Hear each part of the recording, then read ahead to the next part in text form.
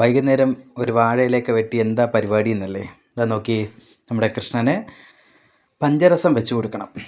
അപ്പോൾ ഇവിടെ പഴമൊക്കെ തൊലിച്ച് വെച്ചിട്ടുണ്ട്. പിന്നെ തേങ്ങ, പഞ്ചസാര, നെയ്യ്, മുന്തിരി, പാല്, അങ്ങനെ ഇത്ര സാധനങ്ങളൊക്കെ എടുത്തു വെച്ചിട്ടുണ്ട്. അങ്ങനെ പഴം നന്നായിട്ട് അരച്ച് മറ്റൊരു പാത്രത്തിലോട്ട് ഇടുകയാണ്. അതിൽ പാലൊക്കെ ഒഴിച്ചു.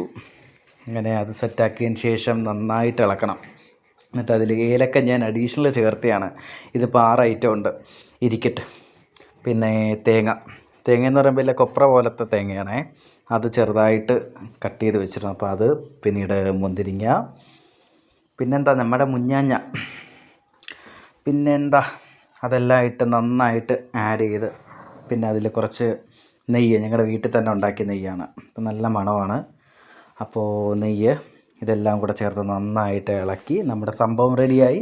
ഇതാ വിളക്കൊക്കെ കത്തിച്ചു, കൃഷ്ണനെ വെച്ച് കൊടുത്തേക്കുവാണ്. കുറേ വീടുകളിൽ പോയതല്ലേ, ക്ഷീണിച്ചൊക്കെ വന്നതല്ലേ, കഴിക്കട്ടെ. Okay, by.